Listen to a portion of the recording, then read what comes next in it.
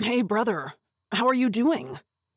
Heard from our mutual friends that something terrible had happened in your family. Hold on, brother. Hello. Yes. Rumors spread fast. How did it all come about for you? That all started a couple of months ago.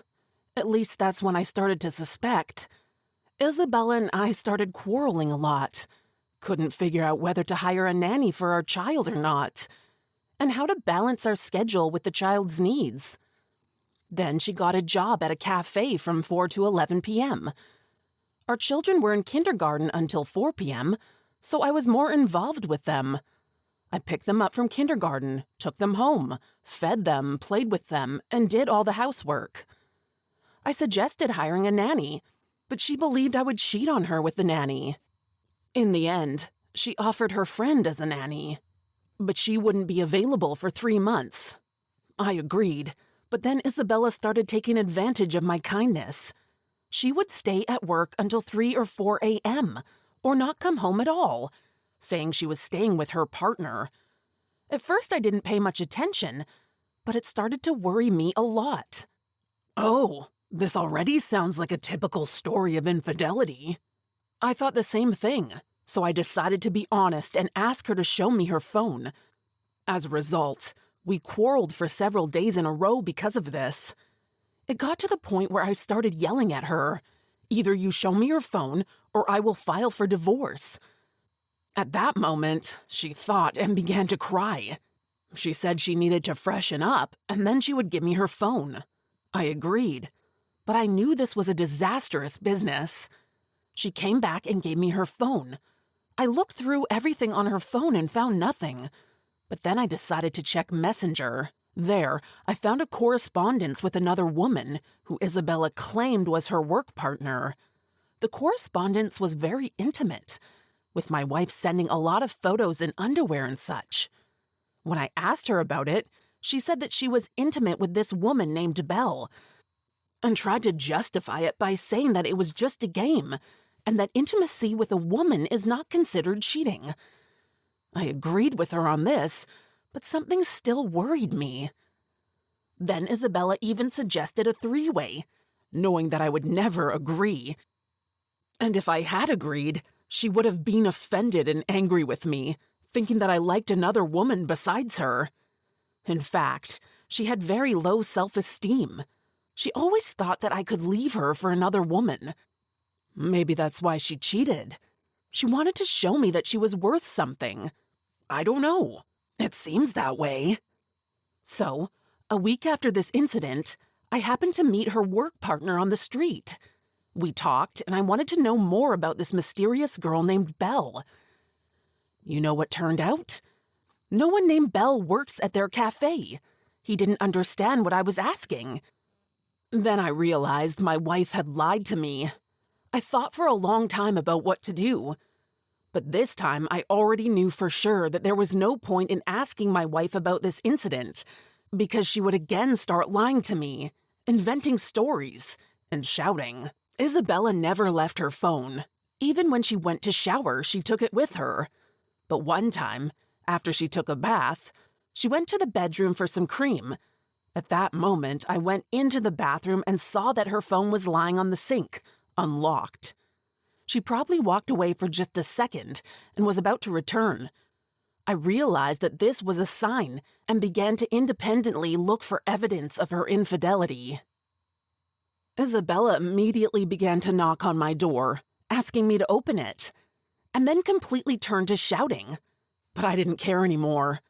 I started reading the correspondence with Belle and scrolling to the very top. I saw that my wife called this girl, not Belle, but Jordan. I also reread her correspondence with other such girlfriends. As you already understood, these were not her girlfriends. She signed her lover with female names so that I would not guess that she could cheat on me. I even found in her correspondence her ex, whom she met before we got married. I wrote down the number of her ex and some other men while my wife outside the door did not stop screaming and pulling the door. I got out of the bathroom and Isabella saw everything on my face. She started crying and apologizing, but I knew not to fall for it. I just silently walked to the bedroom and went to bed, although in my soul, I was in great pain. Oh my God! And what did you do in this situation? I decided to teach her a lesson. She was always afraid that I would find someone for myself, and in the end, she cheated herself.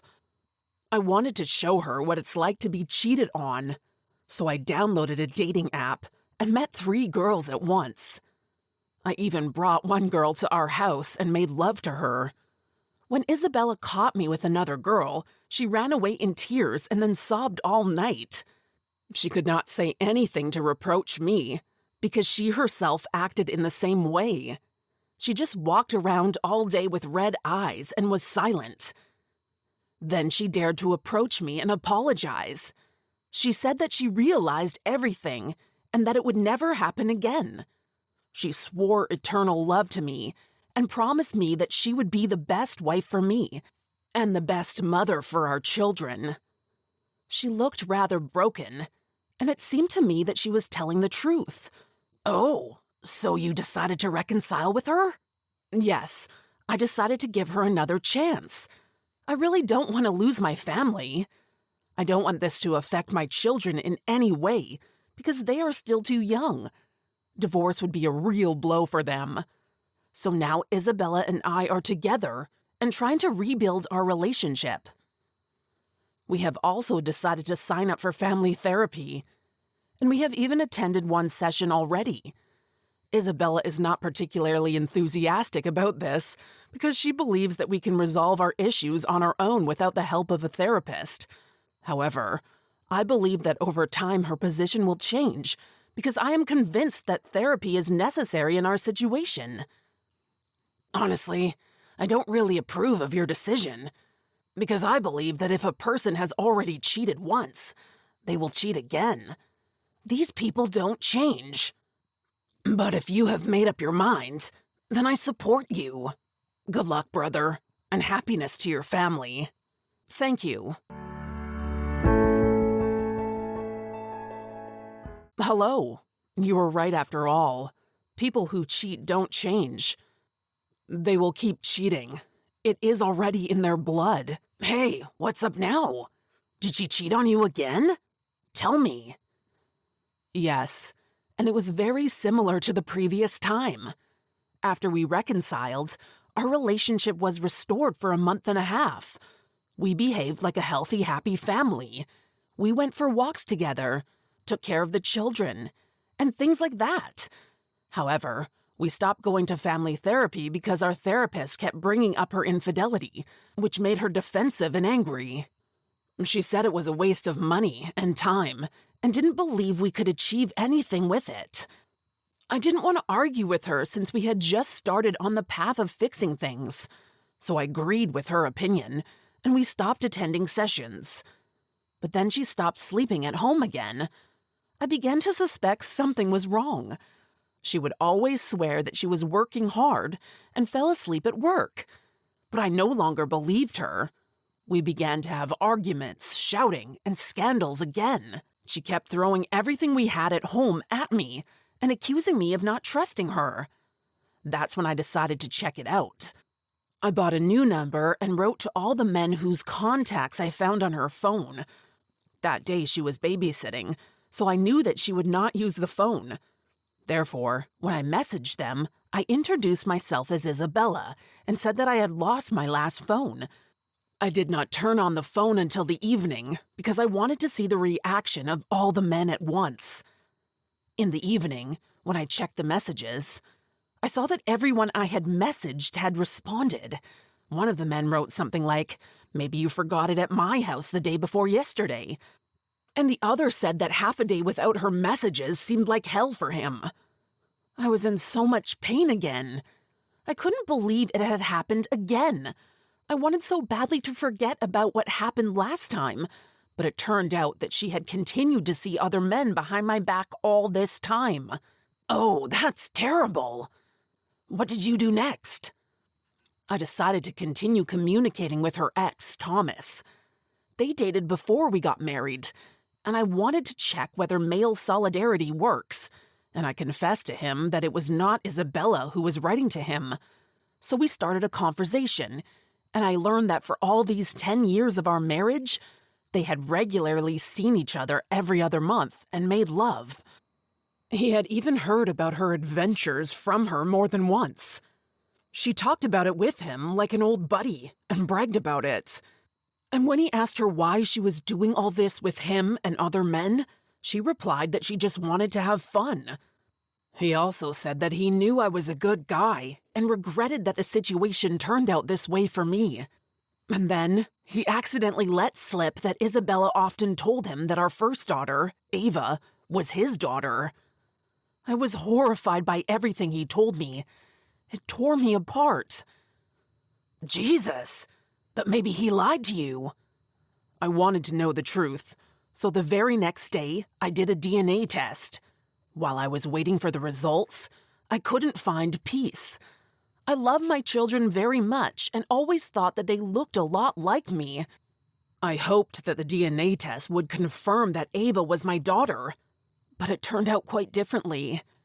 The test results came, and 10 years later, I found out that Ava is not my daughter. I realized that this was the end, and that things couldn't continue like this. It's a crappy feeling, bro. I really sympathize. Did you break up with Isabella? Mentally, yes.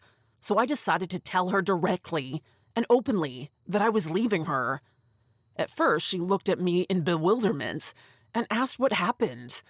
But when I told her that I knew all about her adventures and was not going to tolerate it, she seemed to have blown off the roof. She started behaving like crazy, screaming, throwing things at me, and slapping me.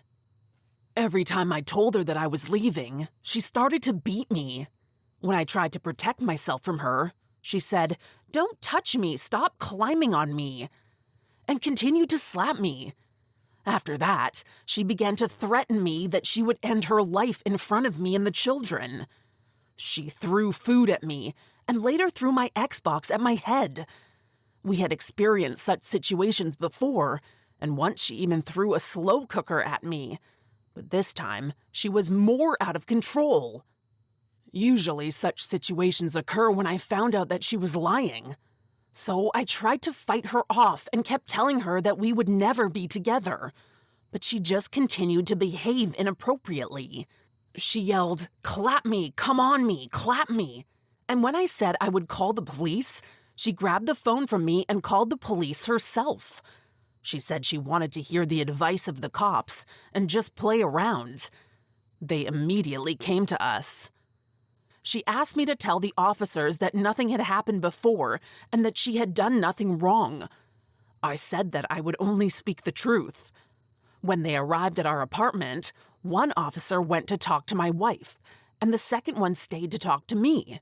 While we were having a conversation, the officer who spoke with my wife came out to us and said that there was no problems, and they could leave.